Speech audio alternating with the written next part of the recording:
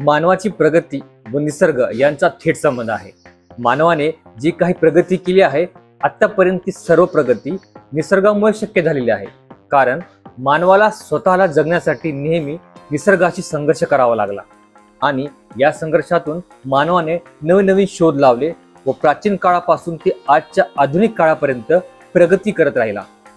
या निसर्गाला समजून घ्यायचे असेल तर नक्कीच आपल्याला भूगोल समजणे गरजेचे आहे। म्हणून भूगोलाचा अभ्यास करणे अनिवार्य ठरतो।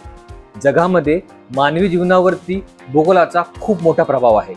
भूगोलामुळे मानवाच्या राहणीमान, खानपान, वेशभूषा, संस्कृती, धर्म या सर्वांवरती परिणाम दिसून येतो। आजच्या डिकोडिंग सिरीज मध्ये आपण मुख्य परीक्षा सामान्य अध्ययन 1 मधील भूगोलाचे डिकोडिंग पाहणार आहोत। तर वेळ वाया न घालवता चला सुरू करूया राज्यसेवा मुख्य सिलेबस डिकोडिंग सिरीज।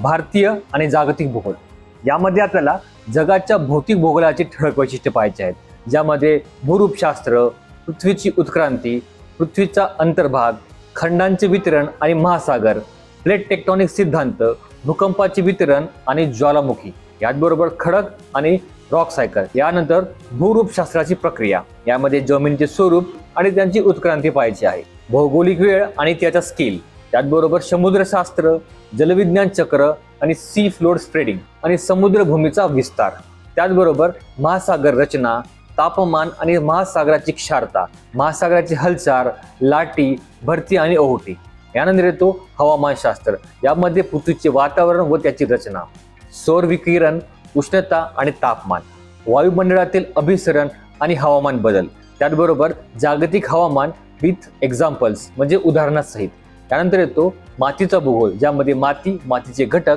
माती निर्मितीची प्रक्रिया, मातीचे प्रकार उदाहरणे, मातीची धूप आणि संवर्धन, यानंतर येते जगभरातील प्रमुख नैसर्गिक साधन संपत्तीचे वितरण, यामध्ये विशेष करून दक्षिण आशिया आणि भारतातील वितरण, संसाधनाचे प्रकार, जमीन संसाधने, जमिनीचा वापर, त्यानंतर संसाधनामध्ये वनसंपदा येते, वनसंपदेमध्ये प्रकार कसा आहे आणि वितरण कसं आहे, यामध्ये गवताळ प्रदेश वगैरे हे मुद्दे पाहायचे आहेत।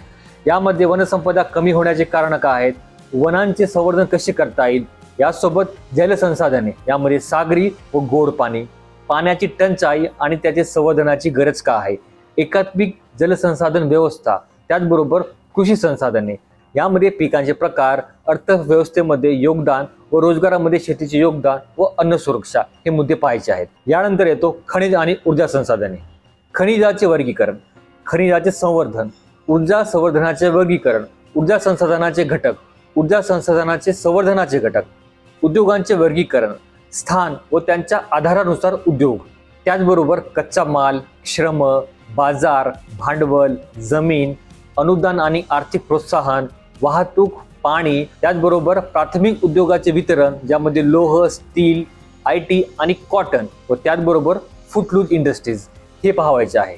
यानंतर भौगोलिक प्रक्रियेमध्ये आपल्याला चक्रीवादळ, पृथ्वी का हलते, भूकंपाच्या लाटा कशा येतात, शॅडो झोन म्हणजे काय, भूकंप मोजणी कशी करतात, भूकंपाचे परिणाम काय आहेत, सुनामी का आहे, सुनामी कशामुळे होते, सुनामीचा प्रभाव काय आहे, सुनामीचा प्रभाव कमी करण्यासाठी काय उपक्रम आहेत, त्यानंतर ज्वालामुखी, ज्वालामुखीचे प्रकार, ज्वालामुखी कशामुळे होतात, ज्वालामुखी भूरूप, ज्वालामुखीचे वितरण, त्याचबरोबर चक्रीवादळामध्ये उष्णकटिबंधीय चक्रीवादळ, अतिवृष्टी उष्णकटिबंधीय चक्रीवादळ व यामुळे होणाऱ्या भौगोलिक वैशिष्ट्यांमधील बदल, बदलत्या भौगोलिक वैशिष्ट्यांचे उदाहरणे जसे की बर्फाची चादर वितळणे, वाळवंटीकरण होणे, बदलत्या भौगोलिक वैशिष्ट्यांचा प्रभाव, भारताचा भौतिक भूगोल, यामध्ये हवामान, भारतातील माती, नैसर्गिक वनस्पती, मानवी भूगोल, लोकसंख्याशास्त्र, शहरीकरण, जनगणना, आर्थिक भूगोल, शेती आणि खनिज संपत्ती, ऊर्जा संसाधने, उद्योग, वाहतूक आणि दळणवळण ही मुद्दे पाहायचे आहेत। यामध्ये सिलेबसचे सब पॉइंट्स पाहिल्यानंतर तुम्हाला नक्कीच लक्षात आले असेल की भूगोल हा केवळ वनस्पती किंवा जमीन इतक्या गोष्टींशी संबंधित नसून अर्थशास्त्र, संस्कृती, इतिहास अशा वेगवेगळ्या सामाजिक विषयांशी सुद्धा संलग्न आहे। मुख्य परीक्षेच्या सिलेबस डिकोडिंगच्या या व्हिडिओ सिरीजला नक्की शेअर करा, आपल्या मित्रांना सांगा, लाईक करा आणि चॅनलला सबस्क्राईब करा। भेटूया पुढच्या व्हिडिओमध्ये। धन्यवाद।